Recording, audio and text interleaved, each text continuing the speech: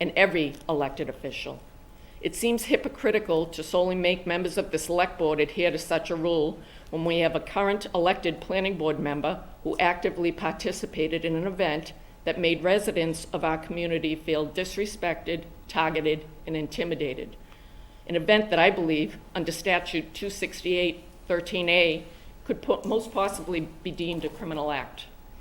Additionally, we have an elected library trustee who, as of noon today, was still listed as a co-administrator on a social site that is allowing residents of our community to also be disrespected and dehumanized with innuendos, outright falsehoods, half-truths, and bullying comments.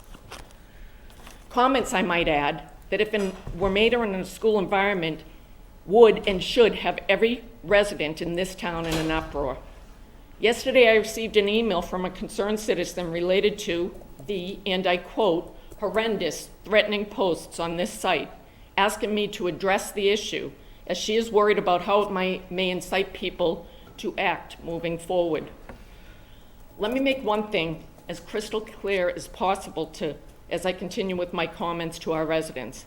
I embrace the fact that we live in a country where people can have different viewpoints. I respect everyone's right to voice those viewpoints under the First Amendment. I can appreciate that some people have questions on the O'Keefe case based on the limited information they have seen thus far. However, what I cannot accept is witnesses. Let me repeat that. Witnesses. These are residents who have not been charged with any crimes, being bullied in their homes, at their children's games, or on vacation, all under the guise of the First Amendment. This is a really slippery slope that, if allowed to continue, will cause a rapid decline in the amount of people who would ever step forward to be a witness in a case, and quite possibly the slow erosion of the criminal justice system.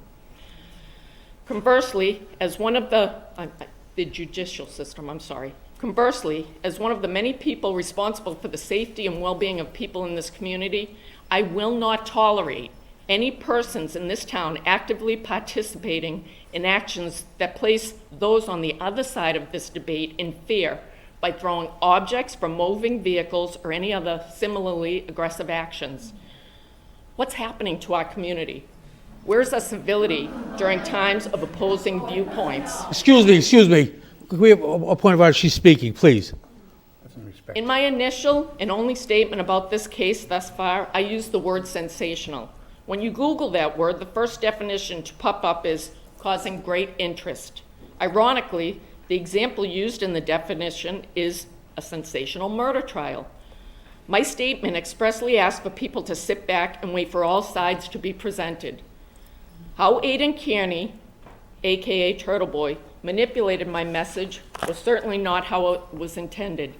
However, as with many things in this case thus far, Aidan Kearney has shown that his perception is not the reality of the situation, and here's a few examples. Aidan Kearney falsely reported that one of my children dates the daughter of Jennifer McCabe. My children have never, ever met any of the McCabe children. Responsible journalists would have fact-checked that. It's such easy information to confirm, and still, to my knowledge, that has not been retracted. Nowhere has Aidan Kearney stated, "Hey folks, mea culpa." Why? Perhaps because it would bring into question the veracity of his many other allegations and theories. Aidan Kearney has also insinuated the slanderous allegation that I had an inappropriate relationship with Chief Berkowitz, and as a result, he appointed me to my current position. Notwithstanding the fact that Kenny Berkowitz is not the appointing authority for this town, I can only hope that such a statement outrages every woman in this community, for we fought hard against these abhorrent, defamatory stereotypes for decades. In the days leading up to his rolling rally, Aidan Kearney reported to everyone that Jennifer McCabe had fled to Maine to avoid his event. Again, he was disingenuous. Jennifer McCabe was in fact home when he and 75 to 80 people in 40 to 50 cars pulled up in front of her home with the bullhorn. She was inside with her husband and two of her 4 children. She watched this group of both residents and strangers converge on her home. Can you imagine the terror she must have felt for the safety of her children based on the state of the world today? Again, this is a witness in a case. Additionally, I know it's been circulated that John O'Keefe had conversations with Canton police detectives related to drug activity in that neighborhood. Well, I'm here to confirm that. He absolutely did. He reached out to the detective unit directly. However, none, and let me repeat that, none, of his well-documented correspondence with us included anyone alleged by Aidan Kearney to be involved in this case. The point I'm trying to underscore with these statements, with the examples that I put forth as well, is the same one I was trying to make in my initial statement. Take information in and verify it. Be patient while all aspects of the case unfold. This system is painfully slow, and it should be, as the gravity of its process holds the liberty of someone in its midst. Follow the actual trial.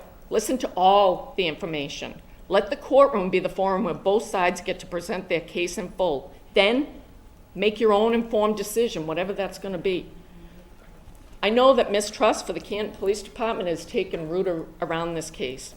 Based on the feedback that I and officers have received, I'm not sure that it is nearly as widespread as portrayed by one of the speakers at the last meeting. However, I do acknowledge that it is there, and I hear you. I believe the first step in bridging that trust gap is effective and healthy communication. I am also open to discussing ideas that residents believe will help build that fractured trust amongst those experiencing it. So let me reiterate, I am willing to meet with any Canton resident one-on-one, wherever in town you would feel most comfortable, so that we can have a dialogue where you can ask questions and you can get a sense of who I am and what I stand for as the leader of the Canton Police Department. And finally, as I close, and I am so grateful that these final words I have will be memorialized on camera. No matter what the jury decides in the O'Keefe case, I will always be able to look in any mirror I pass.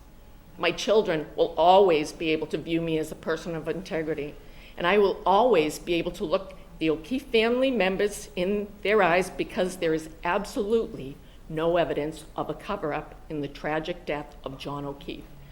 Thank you for your time. You know where to find me.